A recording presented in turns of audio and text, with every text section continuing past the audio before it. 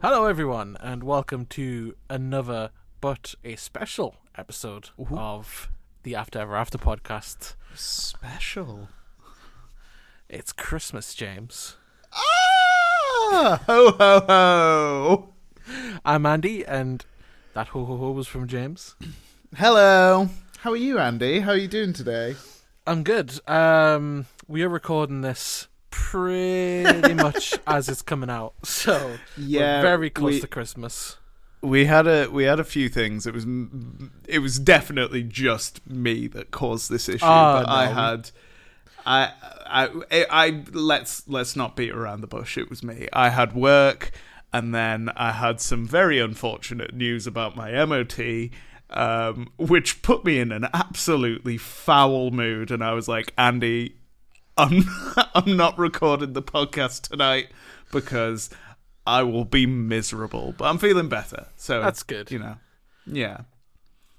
I'm feeling poorer, but I'm feeling better. Well, richer in spirits, hopefully. We don't really want our Christmas episode filled with misery. No, I'm feeling the Christmas spirit is flowing. I'll tell you that. Really, is it? It is. Or is that podcast fluff? No, I'm like the I mean, from what I just watched, I am filled with the Christmas spirit right now. I'll just say that. Well, damn. we are recording this on the 22nd of December, so it's as close as you can get to Christmas. Yeah, without encroaching on the holiday bits, I guess. Exactly. Have you watched many Christmas films this year other than the ones we just did? No, literally, these are the first two that I've watched. Yeah, genuinely. I think I was saying this. It was after we recorded the last episode, Lady and the Tramp. You, me, and Luke sort of sat on the call for a little bit afterwards, and we were talking about today's special. And I go for the mainstays when I watch a Christmas film. So I'll do Home Alone, and that's about it. I don't know why. I just maybe I'll throw Elf on or something because Elf is really good. But Christmas films, I don't know. There's something. Maybe I've just not watched enough of them or something. But I've never been the biggest fan of them. I think they're fine, but maybe I just need to watch some good ones. Yeah. That's interesting because that makes me more interested in seeing how you react to this week's movie. Yeah. For me, I have a feeling that you and I will be on opposite ends of the spectrum. Curious. And and I thought that with another film that we've watched, and but we'll save it. We'll save it for when we actually talk about the film. But yeah, I'm very curious to see what you think because I have a very strong opinion on this film. Okay. Yes. What about you? Have you watched any other Christmas films? I think I usually try and watch more. I mean, I don't know, you turn into an adult and I'm not gonna start this on a sour note, but Christmas just means a bit less. Where's the Christmas joy? It doesn't hit as hard. I remember one year I tried to watch one every day in an Advent thing, and I was exhausted and miserable. I feel like it would get incredibly samey. You know what I mean? Man. There was some dog shit as well. Yeah, I imagine. But I know you've got your Christmas mainstay of Batman Returns. Yeah, Batman Returns is my favorite Christmas film. And I know there's people who think, it's like that thing of the meme of the guy who's Die Hard's my favorite Christmas film, and he's just waiting for people to argue with him that it's not a Christmas film. But it's my favorite film to watch at Christmas just because it's set at Christmas and I love Batman and it's just wonderful. Hell yeah, it's a really good film as well. So I need to watch it this year. I don't think my partner has seen either of them. Ah, they're good films. So I think maybe it's time to do a watch, especially with it being Christmas time. So Yeah. Well, I there hit we that, go. the holdovers in the Muppet Christmas Carol, and now, as we divert from our usual trajectory of these Hang Disney on. sequels. This train isn't the regular train. No, it's the creepy Polar Express, and It's There's the a- Polar Express. there's a horrifying CGI Tom Hanks crawling towards us. He's chopping something out on his ticket. What are you doing, Tom? It Get just away says- from me. It just says guilty.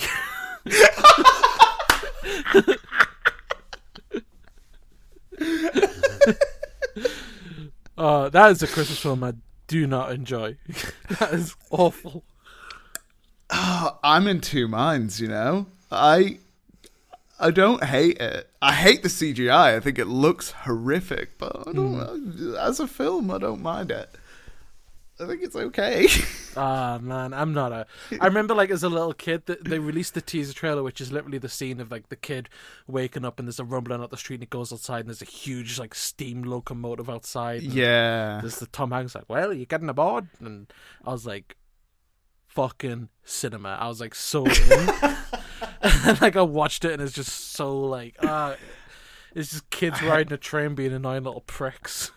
I hate the little fucking the The Mandark the nasally kids. yes, the Mandark. Thank you. It's Mandark, isn't it? Yeah, from Dexter's Laboratory. Oh my god.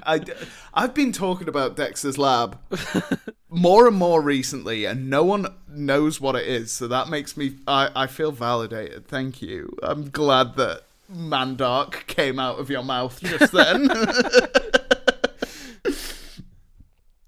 Well, we are well and truly off the track of our usual thing, because we were doing Disney classics. There's not really any Disney classics that's like a Christmas film. We looked at some animated stuff, which it'd be in line with what we've been looking at, but like this seemed like the one where we probably have most to say, just looking from the outside in. So this week we're looking at the Santa Claus 2. Ooh, sequel to The Santa Claus. Sequel to Santa Claus. Sequel to just, Santa. Santa's the Logan style end of franchise. He's just horrendously depressed and killing all of his elves.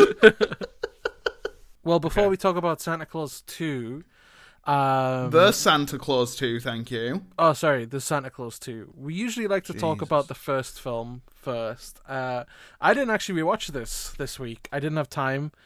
But this is your first watch, if I'm not mistaken. It is. So I have never seen this film before. Oh, damn. Yeah. I really enjoyed it. I thought this was great.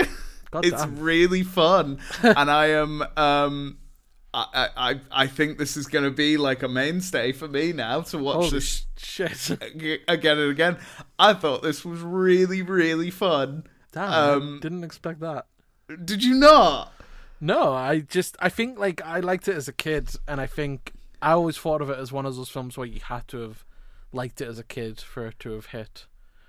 No. I'm glad that it worked for you. Dude, I don't know. There was something about... I cried a couple of times in it. Oh, damn. Like, It's really lovely. There's a part, so... I'm sure that most people have seen this, but basically the how about what- before you tell us, give us a little recap, because it's fresh on your mind. I'm probably like 2 or 3 years rusty on this one. So, Scott Calvin is a toy maker in big business, and this year he's got his son for Christmas, and his son's all super into Santa, and his wife is trying to be like, Santa doesn't exist, because of her new husband, who's a little bit skeptical. He's a psychiatrist or psychologist, and he's a little bit skeptical.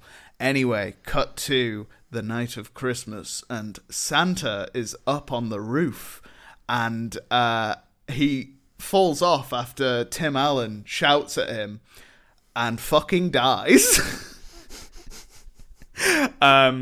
So then Tim Allen pulls out a little business card that has what is called the Santa Claus around the side of it. And it basically says, put on the jacket and the reindeer will know what to do. And he turns into Santa Claus through a horrific and, quite frankly, kind of terrifying werewolf-esque transformation over a few weeks. And yeah, this film slaps. I think it's great. But yeah, there were a few moments that really, really tugged on my heartstrings. So it takes place like over a year, basically. So you get Tim Allen. Yeah, you get Tim Allen on the first Christmas, and he's just all business, doesn't really care. He's a bit like shit at being a Santa. So he's just going, like, he's been essentially forcibly dragged into chimneys and stuff to deliver his presents. And one of the first ones that he meets is this little girl who's asleep on the sofa, and she's like, "Oh my God, you're Santa. You don't look like Santa." And he's like, "Yeah, what about it?" And he puts the presents down, and then she's like, "You need to drink your milk." And then he's like, "Hey, I'm lactose intolerant," so he doesn't drink it and he fucks off. A year later, he's fully embraced Santa Claus. He's so into it. The character development is crazy, where he's gone from big business to lovely Santa Claus. And he comes in and he sees the same girl. She's asleep on the couch again. And she's like, "Oh, you put on weight since I last saw you." And he's like, "Ho, ho, ho, yes, I'm Santa now." And, he goes around, he puts the presents under the tree, and he actually drinks the milk this time. And he's like, "Oh, it's a bit sour, isn't it?" And she's like, "It's soy milk. You said that you were lactose intolerant." I teared up so much. I was like, this is the most wholesome fucking thing I've ever seen in my goddamn life. It was lovely. Genuinely, oh man.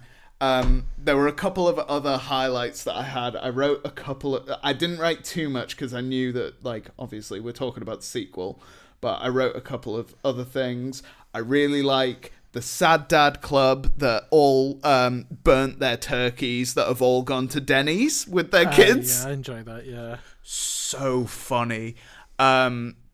When they first go onto the roof and they see the reindeer, he says that it looks like they all have key Lyme disease. That made me laugh a lot. The CGI on the chimney is really fucking cursed. When he gets spat out of it, it was horrible. And then, when they're flying away on the sleigh after the first delivery of presents, he's like, "When I wake up, I'm going to get a CAT scan." And it made me laugh a lot. What about you? What do you think of the film? I don't know. Like, I think I liked it as a kid.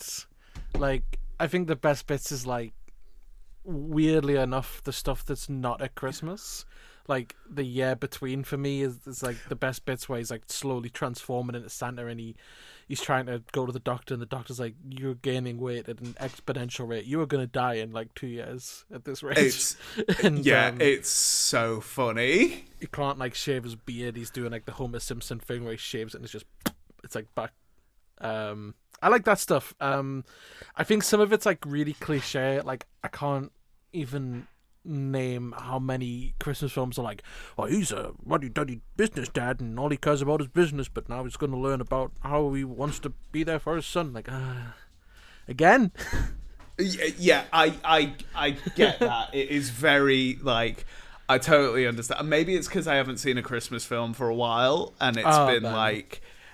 and like the cliches have kind of settled for me. I'm just like, oh, this slaps, kind of. I don't know. It all really clicked for me. I thought it was great. I fucking hate business dad Christmas film because of cliche. So, are you not a Jingle All the Way enjoyer as well? It's the same film. It's great. Turbo Man. Also, Schwarzenegger's kid was played by Jake Lloyd, and Tim Allen's kid is played by Eric Lloyd. So it's so close. It's even the kid's the same name. What? No, they're not brothers. That's pretty crazy. It also has one of my least favorite. I think this is like the worst thing Christmas films do. It fucks me off every time, and it's because I'm a 30-year-old man. But you know what? To be fair, it used to piss me off as a kid as well. I hate in Christmas films where it's like, well, the kids still believe in Christmas, but those damn adults, they've burnt out on the magic and all this stuff. They don't believe in Christmas. Yeah. Like Judge Reinhold, is it? Who plays like the stepdad.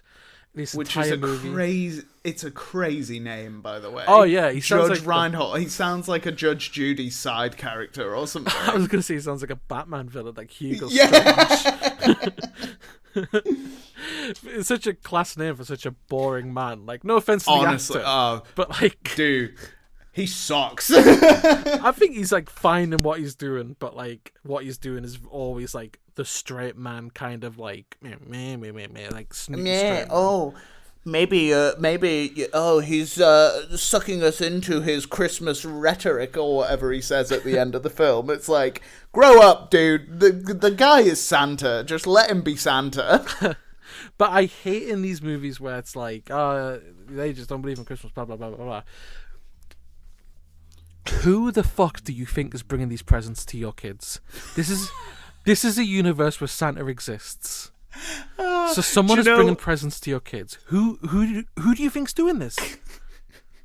Do you know what? Yeah, that's a really good point, because I thought that there's one part in the second one, which we'll get to in a little bit, where I thought the exact same thing. And I was like, come on, guys. So many of them do it. Polar Express, the parents forget about the magic. That's why they can't hear the jingling bell. Elf. James Caan doesn't believe in Christmas. always makes me laugh when I remember that James Caan is in Elf. Who is he in Elf? I can't remember. Is he the? He's the dad, like the biological dad. Oh yeah. Oh my god. I can't think of any of us right now. But it's like every Christmas film where this is like a plot. Like, yeah, I totally understand and see where you're coming from. Like, I once mentioned it to someone, and they were like, "Oh, well, they must think that the other parent bought it." Like, all of them across the world, every parent thinks that. And it always says Santa, so every single parent couple are like, "Oh, you bought that? What about the single ones? What about the single parents?" Like, "Oh, did you? Oh, no, there's no one there. Who bought this?" You can't even say like, "Oh, it's like Christmas magic. Santa doesn't want you to know," because in half of these films, it's like, I desperately need people to believe in Christmas, or I will die. Yeah, exactly. Otherwise, I'm gonna wither away like I'm gonna blow up like the bus trapped from in Speed. That. If we don't get enough Christmas spirit, this thing's gonna blow. But so other than that, stupid. like, it's fine. I have some other criticisms of it which apply to the second one more than the first, which we'll get into. But interesting. Okay. So with the first one out the way, let's Yes. jump on the sequel. Da sequel. Here we go. Santa Claus 2, baby. Hell yeah. Do you want to give us a quick rundown of this film? Yeah. Okay. By the way, I'm so excited. The titles of these, I did not give them credit when I was like, I didn't get the pun of Santa clause, like the business contract clause. It's Great. phenomenal. It's when I was a kid, I was just like, "Oh, he's the Santa Claus." That's how I thought Claus was Santa. built. Yeah. Whatever. Anyway, this is the Santa Claus 2, where Santa's been Santa for whatever amount of years, like 8 years or whatever. This came out in 2002, didn't it? So it's like 8 years. Yeah. Everything's great. All the kids are happy. Blah blah blah blah blah. Oh, one of the elves has just discovered a hidden clause that Santa must marry a woman within the next 28 days or something, or he won't be Santa anymore. So Santa has to, or Santa's being de-Santified or whatever. He's like becoming Scott again, like just regular old Tim Allen. He goes back to America because he's in the North Pole right now to find a Mrs. Claus and desperately try and marry someone for 30 days. In his absence, he creates a toy Santa that's like a big robot Santa to look after the North Pole. Scott finds love, things go awry with robot Santa, Christmas is ruined, Christmas is saved. Hilarity ensues. And that tells me everything I need to know about what you think about this film. And he gets his Mrs. Claus. Spoiler alert. Yay! But, I mean, like, if he doesn't get one, he's not Santa anymore, and there is a Santa Claus 3, so I don't feel. And there's also a Santa Claus TV show. Yeah. So you knew.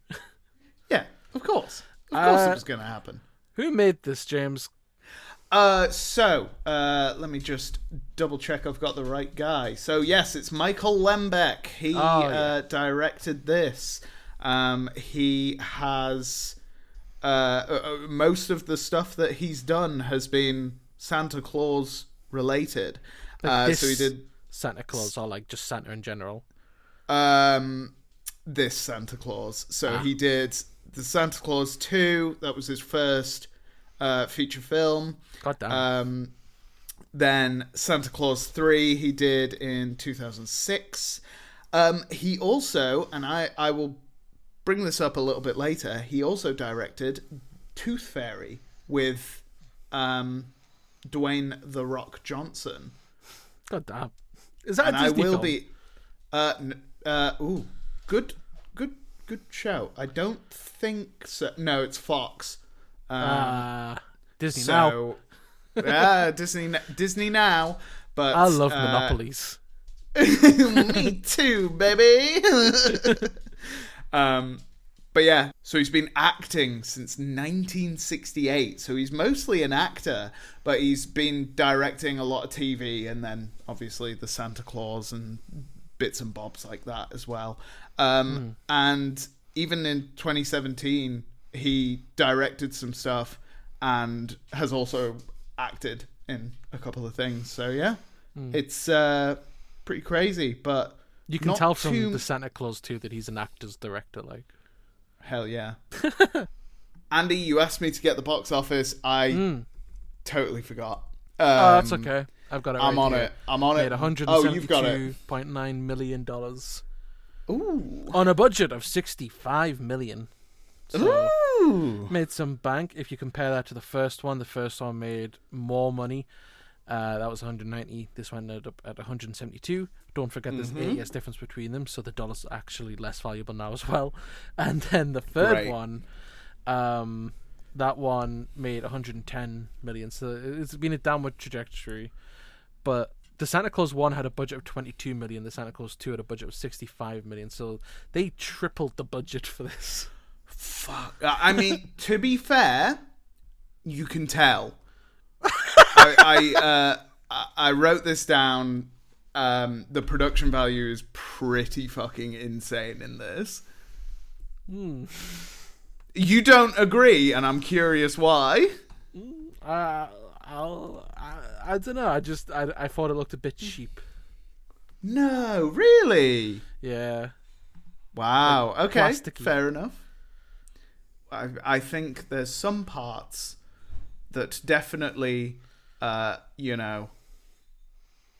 deserve that plasticiness. Yeah. It's almost like a slur, that guy. No, whatever you do, don't say plasticky. So this came out at the same time as the Ring, the American remake of The Ring. I'm pretty sure. Let me just double check. Jackass the movie. Oh man, what a good movie. I Spy, Ghost Ship, My Big Fat Greek Wedding, Sweet Home Alabama, Punch Drunk Love at the same time. Wow. Red Dragon, Brown Sugar, Tuck Everlasting, which I have no idea what that is, and the 2002 IMAX release of Star Wars Episode 2 Attack of the Clones. Damn. I know which sequel I'd have got to see. Yeah, me too. We'll get into it. I don't want to play on this too much because I think we could get lost in the sauce because it's got 5 writers. It's got Don Reimer, Cinco Paul, Ken Dorio, Ed Decter, and John J. Strauss, and they've all done pretty much exactly what you'd expect, like Lizzie McGuire movie, Despicable Me stuff. I just want to shout out Don Reimer, who wrote this, and Deck the Halls. Deck the Halls is one of the worst Christmas films I've ever seen in my life. I don't think I've ever seen that or even heard of it. I envy you. Which one's that? It sounds like it'd be fun. It's Matthew Broderick is like the Christmas guy in town. He always has like big Christmas lights on his house. Then Dan DeVito turns up. He's like, "Hey, I like that. I'm gonna do that with my house." And he does. And then they start a war. And then the wives crying like, "You forgot the meaning of Christmas." And then they remember the meaning of Christmas. Phenomenal. Sounds great. Spoiler alert. I don't think anyone cares about Deck the Halls. No, it sucks. I had to go see it in the cinema of school, like torture. Like what did we do wrong? Wow. Why would you do this to us? That's crazy. So tell me, what did you think of the Santa Claus 2? Andy, this is going to be controversial. Okay. This fucking slaps. Oh my god. I loved it. And I have a feeling this is the first time that we're going to disagree on a film. This is great. I really enjoyed it. Oh goodness. I think I might have liked it better than the first one. Oh my god. I thought this was wonderful. Come on, tell me your thoughts. I don't like this movie. Oh my god, why? Tell me. I think the premise itself sucks. Like it doesn't even make sense to me, and then it's just downhill from there. Like I hate all the stuff with the North Pole. I hate those kid actors. I hate the romance. Like it's just not like there's no chemistry, and it's just fast forwarded past. I do like Nazi Santa. The one I think I was nearly crying laughing when he turned up in his like full-on dictator uniform. That was one of the funniest things I have ever seen in any film ever. I could not fucking believe it. So just to give you some context, if you've never seen this, Santa needs to go away, so they make a toy Santa, but it's like a robot basically, and he starts to read the rules of being Santa, and he starts to take it in a very binary way of like, this kid's not on the table, he's evil. He's very literal with it because he's essentially like an AI version of Santa kind of thing. To make it like new kind of thing, it would be like a ChatGPT Santa kind of thing. He starts to get like radical views as the film goes on of like, I think every kid deserves coal, that don't you? And there's just like there's no explanation behind it. There's no setup. There's no like, I need a different suit. There's one scene he's wearing a normal Santa suit. We cut away from him for like 5-10 minutes while we hang out with Scott. We come back and he's in this full black dictator suit. Like, it's a full-on Nazi uniform. It's crazy. It's so funny. Holy shit. It took me so by surprise. And he has, like, he makes, like, an army of toy soldiers, like tin soldiers. Yeah. And because of the way that they walk, they kind of, like, end up... Oh, shit! I didn't even think of that! It's such a strange decision for the Santa Claus 2 to make. They were ahead of their time, man. They are very anti-Nazi.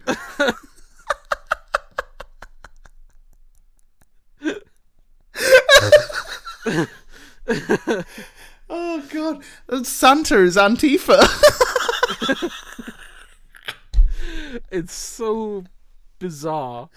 It's oh my god, it's sublime. That whole ending where they take them out is it's so funny. I love it so much. What's funny as well is I googled like Toy Santa just to see if like there was like any like notes on like did they come out and just outright say where they got the costume inspiration. Yeah. I found like the villains wiki page, so I was like, okay, maybe they've got some ideas. Now I looked in the trivia and it said something like Toy Santa serves as a reminder of what Scott Calvin would have been if he didn't become the new Santa Claus. Like, what are you talking about? He wasn't on the path to become a Nazi. Excuse me?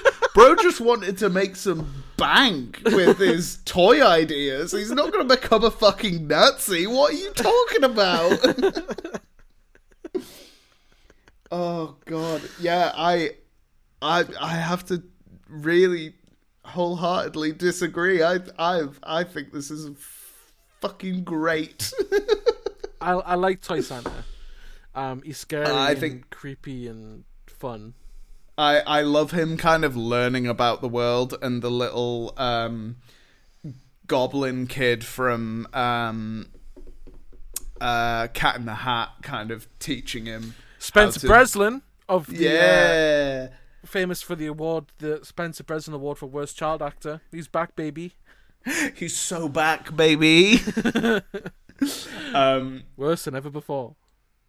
Yeah, he wasn't great. I'm not gonna lie. I didn't enjoy him. I do like, but I also wouldn't name an award after how bad he was. No, not at all. That's so mean. What was that for again? Can you remind me?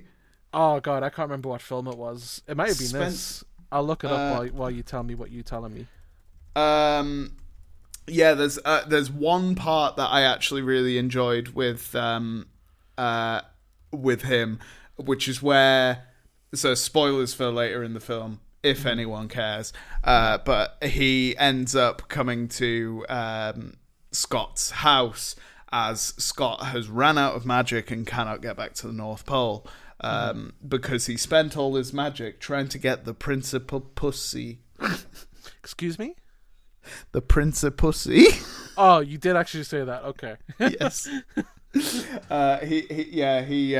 He wasted all his magic trying to get This is annoying. They ship him off, and they're like, "Here's a watch. It'll tell you how much magic you got left. Don't use too much magic, because like you could fuck everything up." He's chucking magic around like it's nobody's business. He's basically like using his magic to gaslight this woman into marrying him. She leans into a kiss, and he makes mistletoe. Yeah, that was already wild. Kissing him. He was on like 10% magic. That was really stupid. He just used his last bit of magic to be like, "Ooh, by the way, look at the mistletoe; it's glowing." If anything, he almost ruined it because she was like, "Where the fuck did that come from?" Like, he almost ruined. He's like, "I don't know."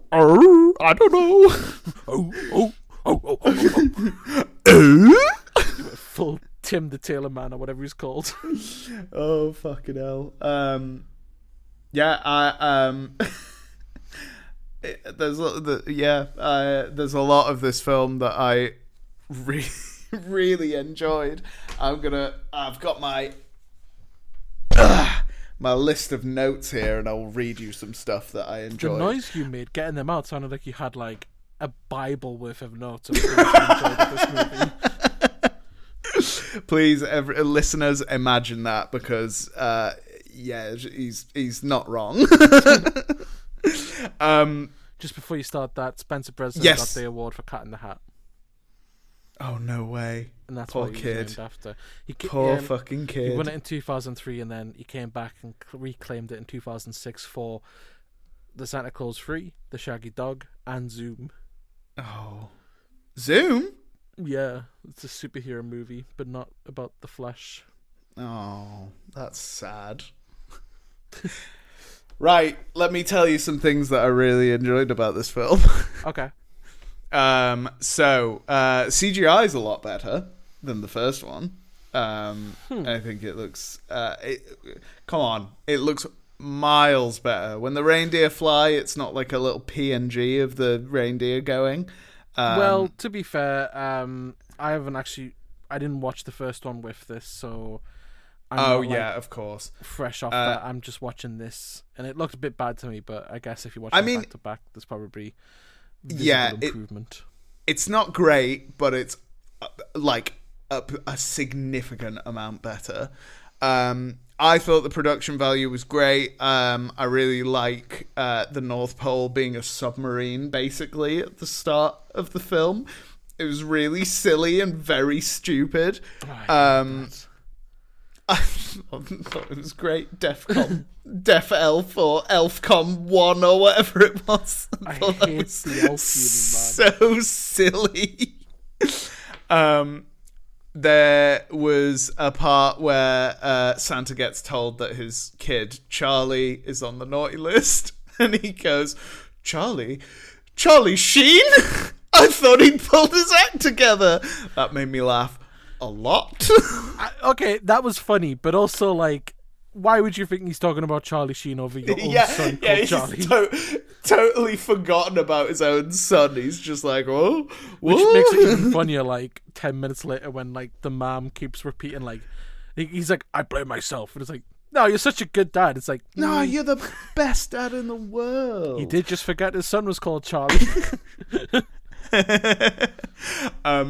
I really enjoyed the de-santifying, or the reverse clause or whatever, I don't know. But I thought it looked great. There was one moment where he's in, like, he's still got, like, the fat suit, but he doesn't have the beard, and he looks the spitting image of Fat Bastard from Austin Powers, and it made me laugh a lot.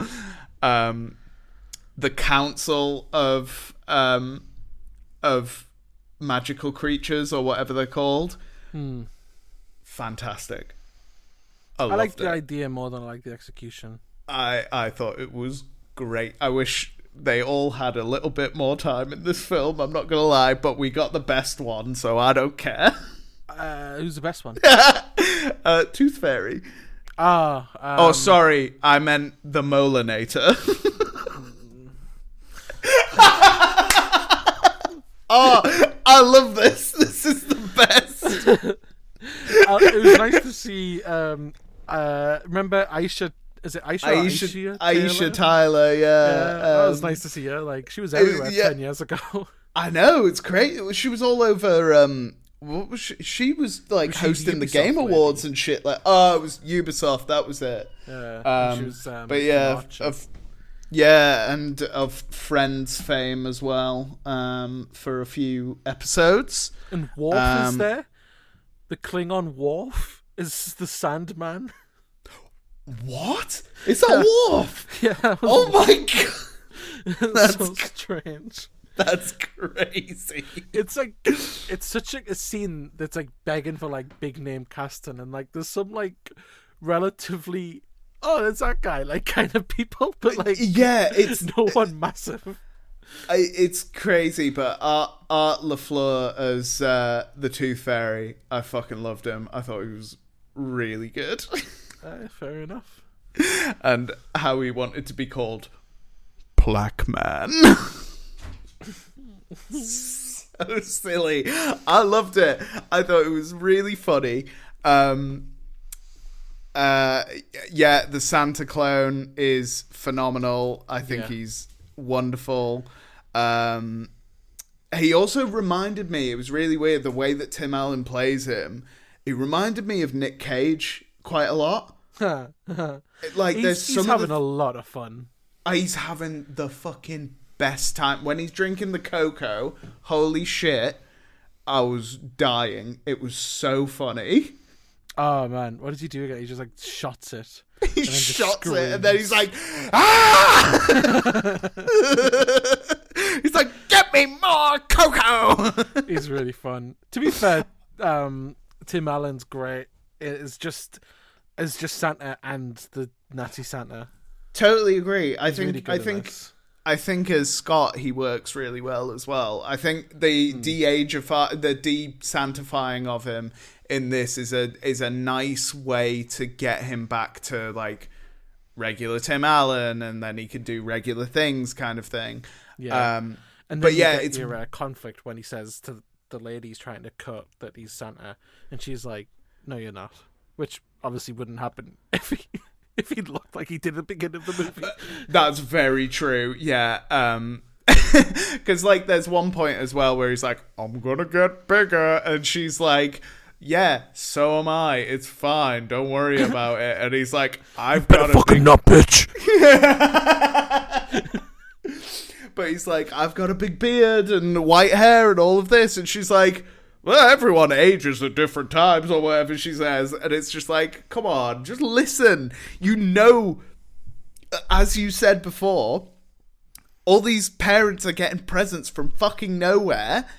Even people who aren't parents, everyone's getting presents from nowhere. Someone's got to be Santa Claus. Believe it. That's the only issue that I have with this film. Yeah, these worlds don't make sense. Yeah, it's very fun though.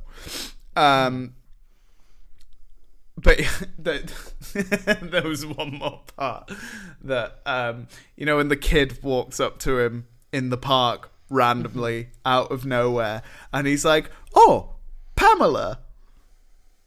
If you were that woman, would you not think that this man was a nonce? You'd call the police, yeah. You would call the police 100%. And he's like, "Oh yeah, she had a necklace that said her name.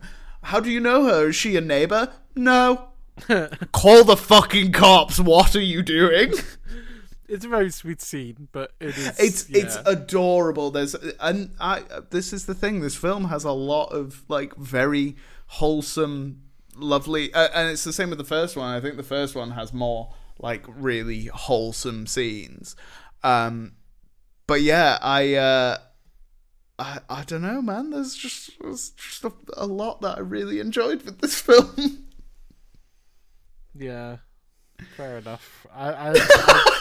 You're so deflated. This is so weird because normally we're so in sync with this, and this time it's just like I'm fucking raving about it, and you're like, "Oh, I guess." Well, I think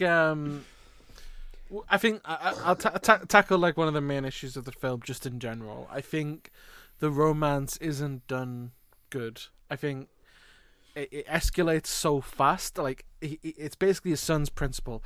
His son's starting to turn into a light little rat, so he's getting called into the principal's office all the time. And he's always blowing it off. He's like, "Fuck you, fuck you all." He just treats him like an asshole. And then suddenly he's like, "Oh, okay, I'll be nice to you now." And then she's instantly like interested in him, so he just turns up at a house asking her out on a date, and she's just immediately like, "Yep, cool. Let's go now, actually, right now." They have one date. He says he's Santa at the end of that first date, which is insane. You build up to that reveal. He also did do like 17 magic tricks at that place. But you build up still. 100%. I'm not saying you're wrong, but also he did do a million impossible things. Like he got everyone the fucking vintage version of the toys that they wanted, which that scene fucking lovely. I really liked it. I liked it as well, but very wholesome. It felt like the start of the romance, not the totally agree. Not the climax. Yeah. I did like the first, because he's at like the teacher's party and like he gives the first teacher a present and everyone's a bit apprehensive, and then the teacher unwraps it and he just shouts, "This is toss across!" which is very cute. Yeah, it's very adorable. But like, it's like this first date thing again. He does the one date. He says he's Santa. She's like, "Fuck off. Why are you treating me like an idiot?" And then they go, and then the son's like, "Blah, blah, blah, you should believe my dad because he is actually Santa, actually." And then he fucking proposes to her after one date, and she says yes, and they get married. It's like, did you not want to get to know this man who also might be a paedophile? Also, as soon as what a bum deal for her, because she's attracted to Scott Calvin, and as soon as she marries him, as soon as the deal is done, he turns into big fat jolly Santa Claus again. And like, what can she do? She's in the North Pole. She can't leave because of the implication. Yeah, she does get an absolute terrible deal. To be fair, I just think I don't know. Like, just the premise itself is so silly. Like, why would you have to marry to be Santa? It makes no difference. But whatever. Yeah. Let's get past that. If you want to do a romance story, you don't actually want to do a romance story because you're rushing through it as if like we got to get to the good stuff. Like, this was your idea. You did this. It feels like there's a fair bit of like fluff that can be cut from this film as well, and they could have filled the romance in with that kind of thing. It's like they try and expand on Charlie, and no one cares about Charlie apart from one thing that he does, which was pretty cool, which is sacrifice a tooth for the Tooth Fairy to get to the North Pole. That was badass. The one thing I'll give this film for Charlie's character, which is Scott's son, is I like that it's not Santa's lame, and I'm an edgy teen now. They bypass that. He's still like, nah, it's pretty fucking sick that you're Santa, actually. That was refreshing. I really expect it to be like, I'm edgy. I smoke now, Dad, and Santa can kiss my ass. They bypass that. There is like a bit of friction between them because he doesn't like that he has to keep the secret. Wow. Who cares? But get over it, nerd. I like that they keep the relationship fairly strong between the two. Yeah, there's like that one part where Charlie's in bed and he like turns over to go to sleep, and Tim Allen's like, "Oh, I see how it is. Whatever." And it's like, I think I should give him some coal for Christmas, don't you? That's where the thought process for the Nazi one came from. Yeah, it's like how Ultron feeds on Tony Stark's like bad impulses. Oh. Oh my god. Does it work the same, by the way, right, with the other council members? So what do you mean? They have to get... If my kid lost a tooth and puts it under a pillow and he comes in, because he's very easy to catch, as you see in this movie. If I come in and batter him with a baseball bat, do I become the Tooth Fairy? Interesting. No, because I don't think there's a clause for those ones. Because there's only a clause because for there's no pun Santa. to have. Exactly. The Tooth Fairy clause? What are you talking about? Tooth don't have claws. They have fangs. I like this... very good. I like this this potential version of this universe where it's just this like insane killing spree of people trying to claw the way into the console. The Purge, but with the fucking mystical council. Your kid can't fall asleep, so they get summoned. You just fucking behind him. Damn's up, Sam, man. Just smack him over the head with an anvil. So, I don't know. I don't know if that's the same. Oh, maybe. Who knows? But I thought the council, like I said before, were great, and I thought the Tooth Fairy was great, and I really liked that he came back. It made me very, very happy. It's like Rise of the Guardians, but worse. I've not seen Rise of the Guardians. What's that? It's like the Santa Claus 2, but better. Shut your mouth. Shut your fucking goddamn mouth right now. It's basically just it's like this. It's like there's a council, and like there's a council in Star Wars. Is this the same? You are not on this council. What? I killed How can I kill Santa Claus and not be on the council? The Rise of the Guardians is like Hugh Jackman's the Easter Bunny, Alec Baldwin's Santa, and all this, and they recruit Jack Frost, who's usually like a loner because the boogeyman's coming or something like that. I can't remember. I remember it being fun, but I can't remember like the exact plot details. What the fuck are you talking about? Rise of the Guardians, man. Is this a fucking real thing? It sounded like you just made 7 things up and shoved them together. Yeah, that's what they did. It's Alec Baldwin's Santa Claus, Chris Pine's Jack Frost, Jude Law's the Boogeyman. I think Ela Fisher was the Tooth Fairy, if I remember rightly, or she might have been like a different creature. I don't remember what it's about. What are we talking about? Santa Claus 2. I don't like the elves. Do you know, yeah, I'll give you that. The elves are a bit shit. You know what's weird? I get that. I can't remember the first one, but I think it works better in the first one from memory because you see them less. But this idea of hiring kid actors as the elves, okay, cute, if you use them very sparingly. Here's the problem when you do a sequel. You expand upon them, they're on screen a lot more. It's a lot more noticeable when these 900-year-old elves act and speak like children. It's a lot more noticeable and weird when Santa Claus speaks to them like children. Like when he's talking to that one that brings him hot cocoa and he's like, oh, you're a good girl, aren't you? It's like, she's 900 years old. She's your senior. Yeah, because there is a part in the first one where he's like, I've got shoes older than you, brother. Or something like that. And the third weird thing is that when you make a sequel, and that sequel is 8 years after the first one, the elves age the same way a human would age. So you're telling me that like, the elves just age really slowly for 900 years, and then suddenly they just age like a human. Yeah, who's the main elf? What's his name? Bernard or something. Bernard looks like David Dastamulch. Yeah, I really couldn't get it out of my head. He just looks exactly like him. I wish it was him. That would be cool.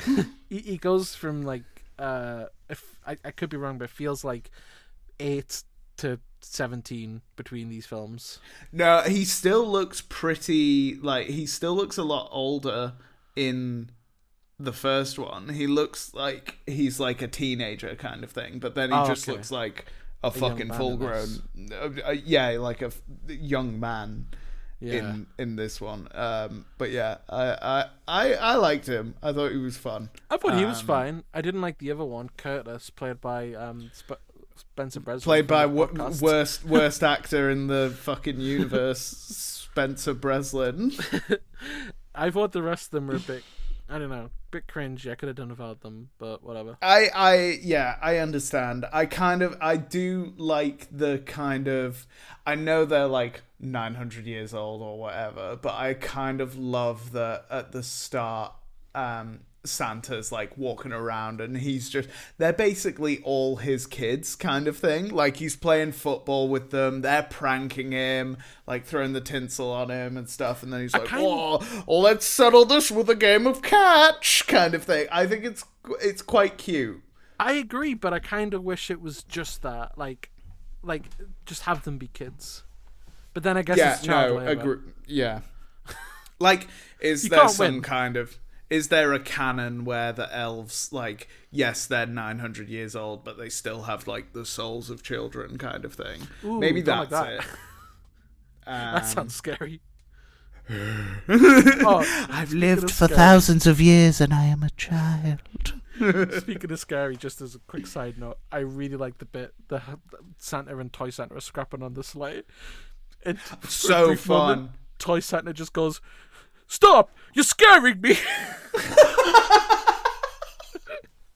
I feel like I missed that, but that's so fucking funny. It's just after He quotes Toy Story to him as well. He goes, "You're a sad, strange little man." I really like, because obviously the other Tim Allen is off screen at this point, so like regular Tim Allen is trying to get his boot off, and he's like, "Yeah, get my foot, get my boot," because he's just obviously just watching this and being like, "Oh, what should I say over this? Get my boot." It. All right, it reminds me of the fucking "That is a wonderful headlock, sir." The Chinese meal guy. He is the star of the show. This reminds me a bit of Return to Neverland, because you've got the weird Lost Boys. No, don't compare it to that garbage. Just for me, in the way of like, the villain is the star, and that's all I care about. True. Yeah, I get that. For you, it's not. I mean, I hated the villain. Villain. I hated. Oh, what? Do you know what? I didn't like Chet, and there's a reason.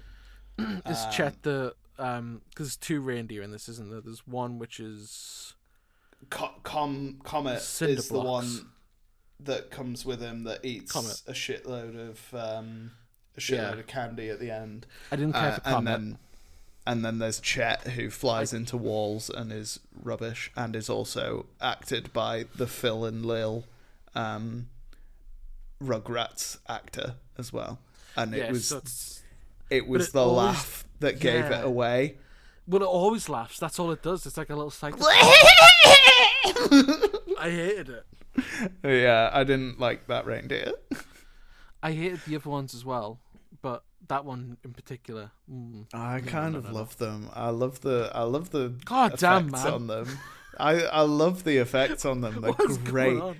I love that. There's that point where it's the point that I realised that Tim Allen looked like Fat Bastard when he's putting up some of the decorations, and then Comet's just like blah, blah, blah, blah, and he's like, "What do you mean it's not straight? Of course it's straight." It's like blah, blah, blah, blah. What do you? Your head's tilted. What are you talking about? I thought, oh, peak cinema, peak God cinema. damn it, dude. I had a great time. I've literally written down, at that scene you're talking about, this reindeer is so unbearable. Oh my god, Andy, there was right. What did you think about the point where the Tooth Fairy takes him and Curtis back to the North Pole? So this is late in the film. He's used all his magic because he's a twat. Some of the mistletoe in the middle of a kiss anyway. He has to they rip a tooth out, so the tooth... Oh no, they don't rip a tooth out. They try and rip a tooth out, and then the kid just loses the tooth anyway. Phenomenal. Comedy gold. Love it. I don't know. I don't have any thoughts on it. I didn't care. Straight after that, I wrote "This slaps." I was having the best fucking time. Like, this my partner will tell you. She could hear me while I was doing it, and she sat down and watched it as well. And then there were a couple of parts that I was laughing and she was laughing, and then she went upstairs for a second, and I was fucking howling at parts. I was knee slapping. I'm imagining you like in Cape Fear, like with a cigar and like feet up on the back of the seats. You know, when they're all fighting the toy soldiers and they throw snowballs at them and stuff. Yeah, that was fun. But then there's a part afterwards where the elves run out with drills and start fucking ripping apart the toy soldiers like zombies in like Dawn of the Dead or something. I was dying. It was so funny. God damn it, man. I can't believe this. This makes me so sad that you're not enjoying it. What the fuck? Have some whimsy. I did. I like Nazi Santa. I was convinced that when the elves got to Nazi Santa, they were going to rip him apart like they'd done with the tin soldiers, and they didn't, and it made me sad. Just crucify him. There's two. I have a real roller coaster of emotions. Because, yes, the romance was rushed, and obviously they probably shouldn't have, got married and stuff, because, it's very rushed. Yeah. There's a real roller coaster of emotions here, where I wrote, "Oh my god, this is cute as hell," which is probably where they're talking about, oh, I'm Santa, or whatever. And then there's the part where the other elf, the little girl elf, is like, "This is how you should do it," and she's telling him what to say.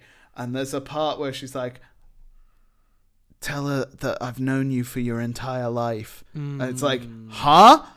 And I wrote, "Ew, nonce." Does he absorb the memory of the Santa he killed? I don't know, man. You'd assume not, because he didn't know what was going on in the first film.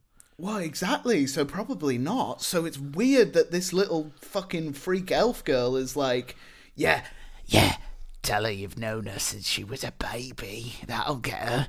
It's like, fuck off, that's so weird. Nonce. And then straight after that, I wrote, "Oh no, I'm crying," because it was God very damn cute. it, man.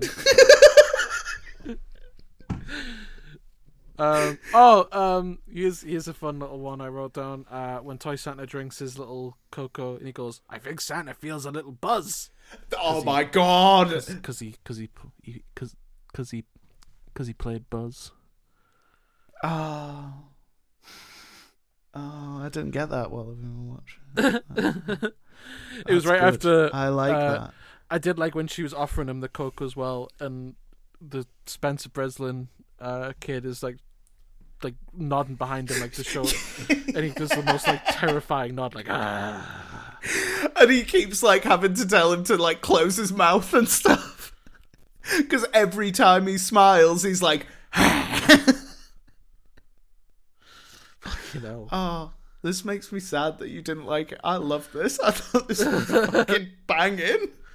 I did like there's a bit because the principal's like before like Scott's nice to her once and she instantly melts into like a normal human being. She's introduced as like a big hard ass, like so cold and so like malicious. Yeah. And there's a bit where like there's a kid skateboarding towards her and she stops him and she's like, "Look into my eyes," like fucking Ghost Rider on him. Ghost Rider.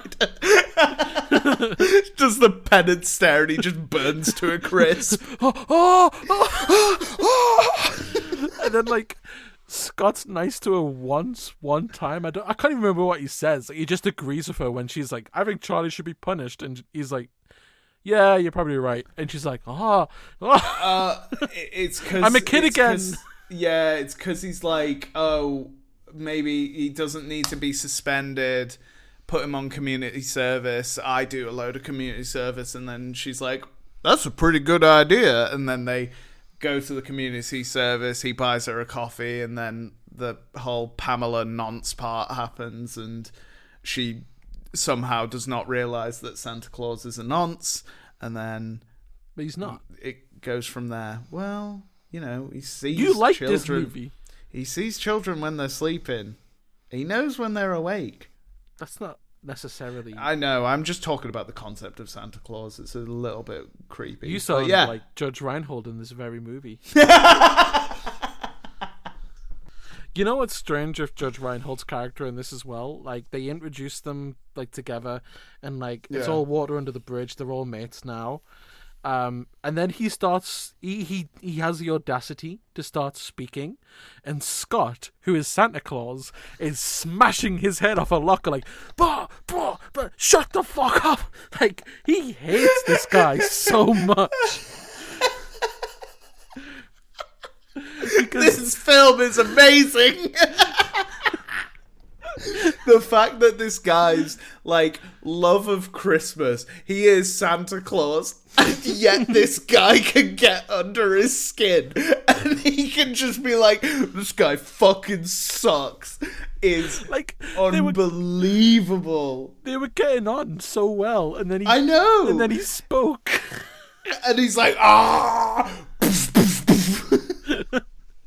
There was the part where he goes on a date with that woman, And that woman has the most main character syndrome I have ever seen in my fucking life. Imagine being at a restaurant and just breaking into your own version of a Shania Twain song that's all about Christmas.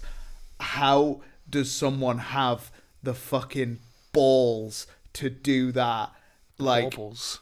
the baubles, the tinsel between their legs. Like, what? How? No, never do that ever again. I hated that scene. That was excruciating. It was very painful. That was like But her- very cringe scene. She's wearing like a Santa jumper, and it's like And it's him! it's like actual Tim Allen Santa. It's like, how did she get this photo? Well, I mean, they had a manhunt for Santa in the last one, which I very much enjoyed. It should be like thought a it was- wanted poster of him. Yeah, I thought that was incredibly silly, and I loved it. Did you think as well? There's a bit where Carol says to him, Carol's like the woman, the principal. She goes Yes. like, "Hey, at least you've never been to prison." And Scott goes, "Well," and I know it's like he went to prison at the end of the first one, but like, you know, Tim Allen's like his history with cocaine and stuff. Oh shit! I was like crying because like I don't think it was meant to be a reference to that, but just like the idea that in the middle of the Santa Claus 2, they reference Tim Allen going to prison for having like 100 pounds of cocaine or whatever it was. But at the same time as that, you know, when he has the cocoa and he says he's got a little bit of a buzz, I get that that's a Toy Story thing, but also it could be cocaine. I thought the cocaine reference. That's what I thought when he was like, Santa's getting a little buzz. More. Santa, you've already had 10 pounds. More! Santa, why is your nose brown? Oh, man. I tell you what, a new character that I really enjoyed was the new, like his stepdaughter, I guess. Oh, yeah, she's like lovely. daughter-in-law or whatever. It's like, yeah, Judge Reinhold and his ex-wife's daughter, so I guess it's... Well, I guess there's no relation, really. She calls him Uncle Scott, doesn't he? Yeah. She's great. She knows straight away that he's Santa, and it's so fun. And I just love, you know, when he gets his powers back and he goes, and then Charlie wakes up the sister to come downstairs, and then they're like, he introduces her to Santa, and he's like, "Go fish," and she's like, "It is you! I fucking knew it!" It's oh man, my heart just like, oh, it was lovely. And then there's the part where she's like, "Does this mean we still get presents?" No. So great. No, how dare you ask that? Now, Don't look look at at this. It's a lump of coal. Idiot. Yeah, I thought she was a wonderful addition and a really, like, she was genuinely one of my favorite characters in the entire film. She was so cute. There's a part where she's like, "Hey, I'm nearly 7 soon. Soon I'll know everything." And I'm like, I fucking love kid logic. It's just so, like, you get 1 year older and then suddenly you're like Billy Big Bollocks. It's like, you fucking idiot. Yeah, she was super sweet, and it was smart Really to cute. put another kid in because he was the son was now like you say, like he's pretty much like a teenager / young adult, so it doesn't really work as well. You need that kind of kid element to it. Yeah, absolutely. You need someone to believe in Santa but not understand that Santa is like a relative kind of thing. Yeah, And it was perfect. It was great. It was Charlie 2.0 kind of thing. yeah, because and it's also like quite a nice little kind of like a nice little button on his relationship with the family now, where it's like she's not really his kid and she's really nothing to him as far as like an actual relation goes, but he treats her like his own daughter, which is like really sweet. it's very nice. Yeah. Santa's being cuckolded by Oh my god. Judge whatever his name is. Judge Dredd. Judge Dredd. Yeah. Do you have more to say about this film? Not really. Anything else you want to cover? I think... I don't know. I think the North Pole stuff weirdly is like the best part, but that's only because of Toy Santa. I don't actually like the design of the North Pole or the elves or anything like that. I will agree. I think the design of it's like it's over designed, and I wonder if that's because they had a little bit more budget. But I still enjoyed it. I thought it was fun. Like I say, I thought that the submarine thing was so silly, but very fun kind of thing. It wouldn't be the way that I would go with it, and I was a little bit thrown off because it looked so different from the first one. But yeah, it just seemed like the production value was a little bit higher on that.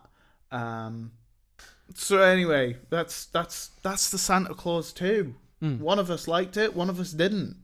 Should we shove it in the machine and see what happens? Absolutely. All right, okay. In it goes.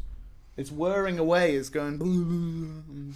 It's dumping gallons and gallons of toxic waste into the the local lake. We've decided to go away from Bitcoin, and we're now mining shitcoin instead. We're now mining coal. Like those little slave labor kids. And it's going straight to evil Santa, Toy Santa, and he's going to give it to all the children around the land. Yeah, it's gas guzzling as well. It's using half of that coal, you know. Yeah, it just goes straight back in. Straight back in. It's very renewable in that way, but not renewable in the energy that it it's very pumps out into the atmosphere. So yeah, as always, we pump it into our machine, and we've got 4 places that this film can go. It can go to the bottom, the very bottom. It can go into the bargain bin. You're never going to pick this film up. Even if it's on sale, you'll sift past it to try and find something that's a little bit better that's accidentally been put in the bargain bin. That's the lowest ranking. Next up, we've got straight to video. It's all right. It's not too bad. Whatever. It's still, you wouldn't like seek it kind of thing. But if it's there, you might grab it for a cheeky weekend watch at some point. Next, we've got Diamond Edition. And this is where it starts getting good. Ooh, a little Blu-ray, you say. Ooh, special features, you say. Well, this is quite nice. And then the final, the creme de la creme. You got Disney Classics, baby. It's a steelbook. It's maybe got a little slip cover on it. It's got all the special features. It's got 4 discs inside. What's going on here? Oh my god. I know. 4 discs. 4 discs. And one of them's the film. One of them's a Blu-ray of the film. And 2 of them are special features. Mamma mia. So, Andy, here we are. We're at the ranking. Do you think it will join the bargain bin with Return to Neverland, Scamp's Revenge, or Cinderella 2? Do you think it will go straight to video with Bambi 2? Do you think it will be the first addition to the Diamond Edition? Because we've not put anything in there, which is crazy. Or will this be a Disney classic like Fantasia 2000 and Cinderella 3? Andy, where are you putting it? Oh, well, you know what's interesting? So far, we've always managed to choose the same one, not on purpose, but just we've just agreed. We've never talked about where we're ranking it, apart from I think there was one. And it kind of came out because we were both so excited about it. Right, yeah. But other than that, we never talk to each other until the podcast about what we think about the film. So it's always a little bit of a surprise. We kind of get we kind of know once we've talked about it where we're going to rank it. But this is the first time that it's a little bit different. Yeah, because it seems like there's going to be a bit of a disagreement coming up. I think there is going to be a big disagreement coming up. I don't want to say bargain bin, because I did have a bit of fun with it, and it's all Toy Santa. And you know what? I'm going to be generous. It is a season. I think there is, despite a lot of misplaced aspects to it, there is a lot of heart to it, like the stuff with the kids, and it means well. It is weird that Santa can't be gay. Like, that's... Do you know what? That I didn't, until you mentioned that he has to take a wife, I didn't even think of that. Because it specifies matrimony, doesn't it? It specifies woman as well. Like, it has to be a woman. So if you're gay and you accidentally kill Santa, expect to be out of the gig within 8 years. Yeah. Not that this isn't a criticism. I mean, I guess it is. It is a criticism against the film. but this isn't me like justifying where I'm putting it. That's just like an off note. Yeah, it means well, is what I'm trying to say, mostly. Okay. I think it's above bargain bin, but I don't think it's Diamond Edition. I think this is straight to video for me. Okay, interesting. How about you?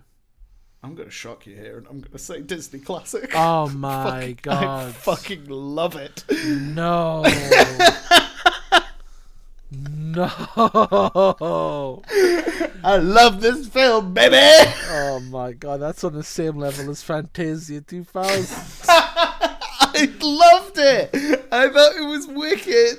Oh my god. Well, I guess that makes the the deliberations easier, because there's a category right between both of us. But it really is. So I was gonna say, shit, if we're gonna have to do this, it's gonna have to go into Diamond Edition, our first ever Diamond Edition. Man, I'm not happy about it, but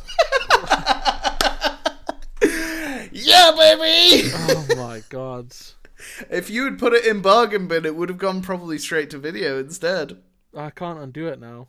No, it's in the machine. I've said what I've said. The machine has spat out a Diamond Edition copy of the Santa Claus 2. So, you know, that's mad. Nothing can be done. Nothing can be done.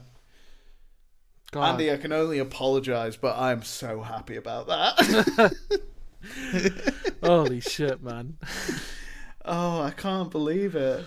It's the second highest ranking for the Santa Claus 2.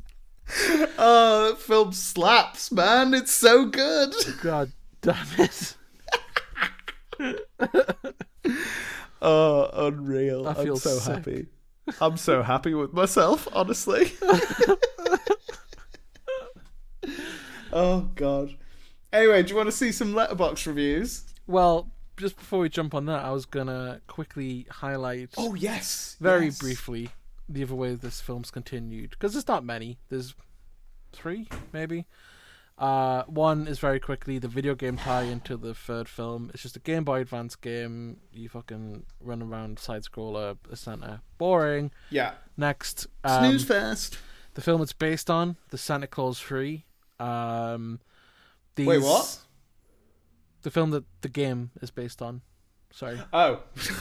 I thought you meant the film that the Santa Claus 2 is based on, the Santa Claus 3. That also exists. We will probably, I mean, it's hard to say right now, but we will probably end up covering this in fucking 2026, maybe along with the TV show or something like that. But no good. But no good. It does, well, it's got. I tell you what, I'll give you one thing, and I've said this like numerous times on the show. Martin Short, I love Martin Short, and he's great as Jack Frost in it, the villain. For some reason, this franchise has killer villains, like the best. But yeah, I remember that being worse than this. But that doesn't say much to you, so it really doesn't. Mark Kermode described the third one as the cinematic equivalent of tertiary syphilis. What did Kermode... Do we know what Kermode said about this one? Let me see if I can find it. Mark Kermode considers the film The Santa Claus 2 a needless cash-in cynical sequel. Scum. That's quite tame compared to tertiary syphilis, though. Yeah, true. And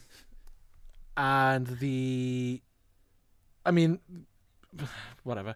The third one's like another thing where it's like, here's a new clause in the contract.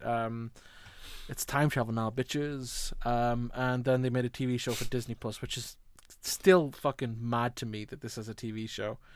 The Santa Clauses. Yeah, that's pretty crazy. Yeah. I bet it's just a new Santa Claus going through all of the clauses that have already been done. Yeah, but Tim Allen's still in it, so I'm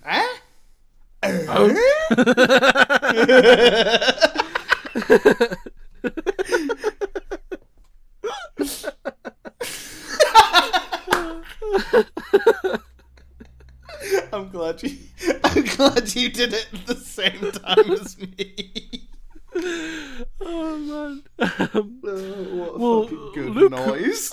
Luke, who joined us last week, was telling us, because we told him like we're going to be doing this, and he was telling us that this TV show apparently retcons the law, which is, I can't believe I'm saying that about this franchise, but apparently it retcons it so the Santa Claus that falls off the roof in the Santa Claus movie, like he wanted to die or something, didn't he, or something like that, like. He was he wanted to die and he wanted Scott to be his successor, so he set the entire thing up. So that Santa Claus basically tricked Scott into committing manslaughter against him. What the fuck? So he just stomped on the roof really loud to get Scott to come out and be like, "Hey, what are you doing?" And then he was like, "Oh no, whoopsie, I'm falling." I don't know the big grin on his face as he falls, like,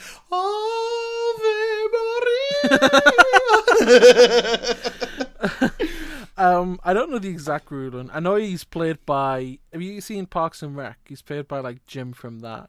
Is it Jim? Jerry? Adam Scott? No, Jerry. If you've not seen it, then you won't know him. He's just one of the side characters, basically. Right. I think Luke said he wants to go to like the Santa Claus afterlife or something. It sounds fucking abysmal. I don't want to watch this. What?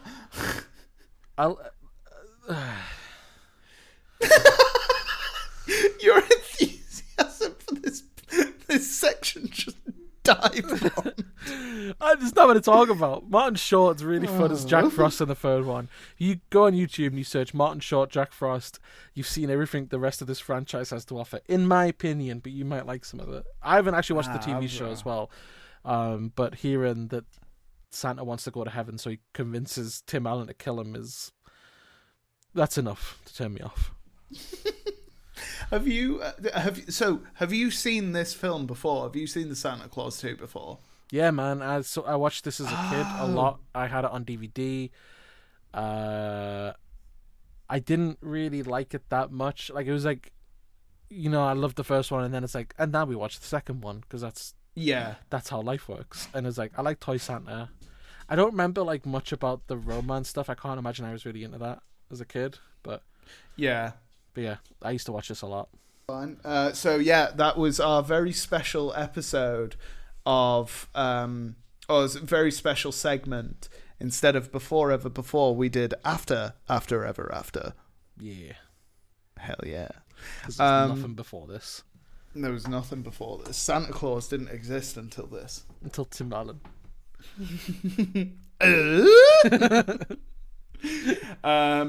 Anyway, would you like some reviews?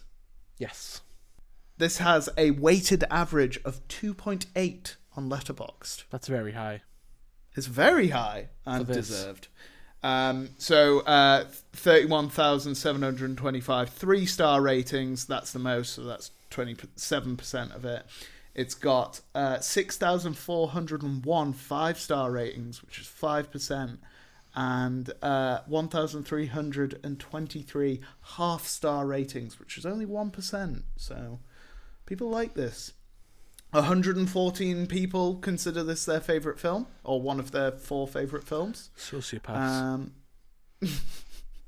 And we have some reviews from friends of the podcast. Oh? Mr. Luke Thomas from the Sandler Pit gave it 1.5 stars. Fair enough. And he said, parts are almost an all-right rom-com. But her having to marry this man she barely knows without a minute's notice has never sat well with me. I do agree. Yeah. Toy Santa being Hitler is pretty good, though. It is. It's fantastic. 2 stars from Dan Holford. Oh. So he says, a step down from the first movie in a lot of ways, but at times does shine with some fun, inventive ideas. I do think it struggles from trying to do too much with so many plot threads and ideas that it all ends up feeling rather messily stuck together. 2 plot threads. Yeah. Too much And for he them. says, yeah. And he says, overall, very messy, but there's some charm to it all. It doesn't quite come together with plenty of awkward elements. Emma gave it 3 stars and said, what happened to the Mrs. Claus that was married to the Santa that Tim Allen killed? Took her out the back. So we got 2 stars from Gabrielle53. Absolutely insane that fascist Santa is the B story in this movie. Yeah, fair enough. Yeah, that's a good point. Wish he was the A story, to be fair, but hey ho. Oh my god. 3 stars from Neve. My earliest concept of war as a child was that battle scene with the toy soldiers and the elves. Oh, absolutely phenomenal. 2.5 stars from George Long. They really had to introduce us to the villain fascist Toy Santa with a close-up of his plastic ass. Brian Antonelli, 3 stars, has the same idea as you. So if there was a gay Santa, would he just die? Yes, he would. Yep. We've confirmed that. That is now part of the Santa Claus lore. He doesn't die, he just gets kicked out of the North Pole forever. And you can't just have a beard wife, because they say it has to be true love as well. So yeah, get out, queers. Please don't put that bit in. I will not. Oh god. 3.5 stars from Joseph K. And it starts with the quote, "It's Charlie. Sheen? I thought he straightened out." Santa Cinema. must have been so disappointed with Charlie Sheen in his later escapades. This is 2002. 100%. He was only at the tip of the iceberg. I know. He was about to go down real bad. Half a wholesome Christmas rom-com, Do you think Santa was like Batman in the animated show when Harvey like has his accent? He's like, Charlie, no.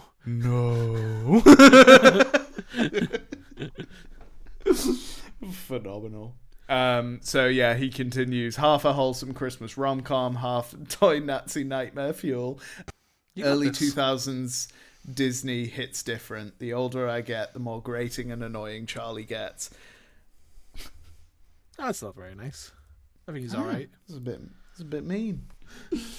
Anyway, that's it for Letterboxd reviews. Christmas is dead. Someone took it out the back and shot it in the back of the head. Yeah. Its husband died. Oh god. What a picture. What a fucking picture. I'm glad you said that. I mean, It slaps. It's not a statement It's that puts any deem of quality on it, is it? It's so good. Everyone should go out and enjoy it and love it. I'm gonna right now, you'll hear me typing in a second. I'm just typing the Santa Claus 2 in the Diamond Edition section. You have to go back and watch the ending anyway, so you can see Toy Santa say, "You're scaring me." Yeah, you're scaring me. What do they do to him? They shrink him, don't they, and just put him in a box? Yeah, and then he's just dancing outside a shop, and then he's like, "Hey, lady, look at me." I don't think he's back in the third one, but they should have brought him back. Like They should have really used him like should've. Hannibal Lecter. Like they go to visit. Like, how do we beat Jack Frost?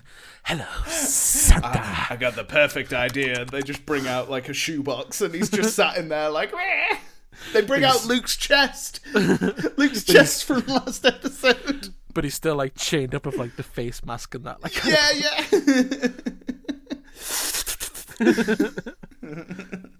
cool for everyone. Anyway, that was a good episode. I enjoyed having a different opinion. It's interesting seeing why you don't like it and why I fucking love it. Yeah, it's not fun being on the bottom half of it, but at the best time. I feel absolutely baffled. That'll be us, won't it? We'll be back to our regularly scheduled programming in a fortnight after the holiday season, so I hope everyone has a lovely, lovely Christmas. Fortnight?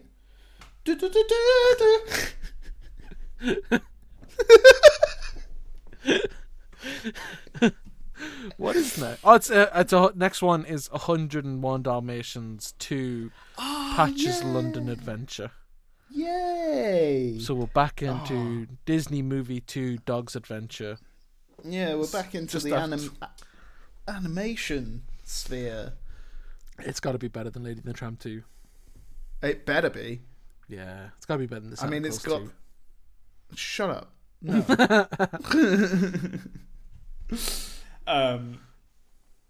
I'm excited to get back to the animation stuff. It'll be very fun, and I haven't seen 101 Dalmatians in years, and I've never seen the sequel. So I tell you what, I'm very 101 Dalmatians is a good Christmas time watch. Not necessarily at Christmas itself, but I think like the period between, like the never zone between Christmas and New Year's. Yeah, it's Perfect like cozy time to watch time. Yeah.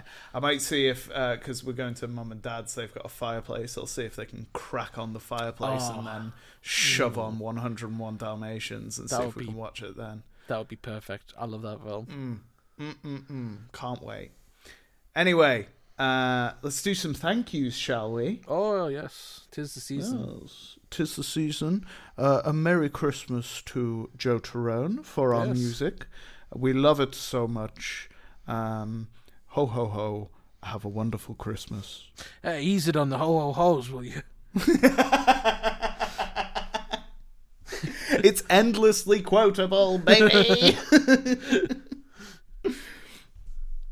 Who else do we need to thank? We need to thank Jordan G, producer Master boy. Jordan G, our producer.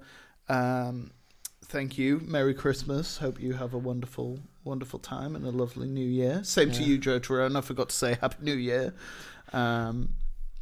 Thank you to Andy for always smashing out the edits. This time. Not this time. If you don't like this edit, you at Jim.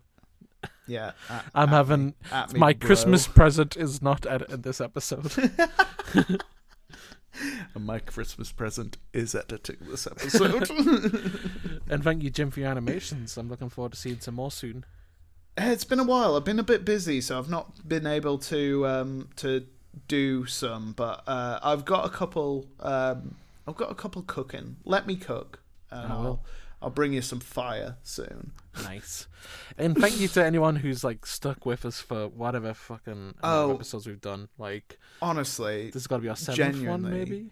Yeah, numero 7, and any of you that have carried on listening to us ramble about this stuff, genuinely, thank you so much, because this is so much fun for both of us. Yeah. We would do this like anyway. Like, we would just sit and chat about films and stuff. So being able to share it with other people is lovely. And we're so grateful that you guys listen. So if you have stuck around, we love you so much. Yeah. Even if you haven't and you've just glanced at it and you've already clicked off, we still love you. Don't worry. Cold for Christmas. Cold! No, it is just really lovely. Like, there's like a few people who like talk to me about it, saying like, they really like listening to it while they're doing like I don't know, like doing their own thing or like walking to work or whatever like that, and it's just really sweet to hear. So we really appreciate it. Extremely wholesome, and I'm very, very, very pleased that people enjoy it. So yeah, from the bottom of both of our hearts, thank you so much. Yes, I agree. And have a merry goddamn Christmas. I also agree. Yes. We don't have anyone else to thank you, do we? No. Disney. Yeah, cheers Disney for making some bangers and some not bangers. Yeah. But yeah, I don't know about you, but I'm gonna get the hell out of here. So yeah, I'm gonna go get a nice hot chocolate and get buzzed. Ooh, a cocoa. I've got a little buzz. Get me another. In the meantime, all right. You can see us in 2 weeks, and you can also find me on Letterboxd at OTBoat. You can see me review other movies that aren't Disney sequels. You can also find me on Instagram at Oatman's Movies. That's OATMUNS Movies. I'm not very active on there currently, but I'm hoping over the holidays to get that back up and running, because I do love talking about films more than anything. More than watching them. More than watching them. No one actually likes these movies. Where can we find you, James? Yeah, so you can find me at Jimmy Smurds on Instagram. I post a bit of work stuff on there and some personal stuff on there. But if you want to have a look, see what I'm doing, I'm on there. And then I'm also on Letterboxd. My name is Narumph, which is NAH space RUMPH. Don't ask, it's a Tim and Eric sketch. But yeah, that's where you can find me. And yeah, I'll log some movies every now and then. I don't log as much as Luke Thomas of the 7 different podcast names podcast wants me to. And I get messages probably about every week being like, why haven't you watched a film? Why haven't you watched a film? Why haven't you logged this film that I know you've seen? And I do it to spite him. Anyway, that's where you can find us. You can also get in contact if you want to. Our Gmail is aftereverafterpod@gmail.com. Send us your thoughts on the Santa Claus 3 and 2 and any film that we've ever done. We would love to hear from you. Yeah, definitely. Cool. All right. Let's get the hell out of here. Andy, Mm-hmm. I'll see you after ever after. I'll see you after after. Hugs and kisses. Bye.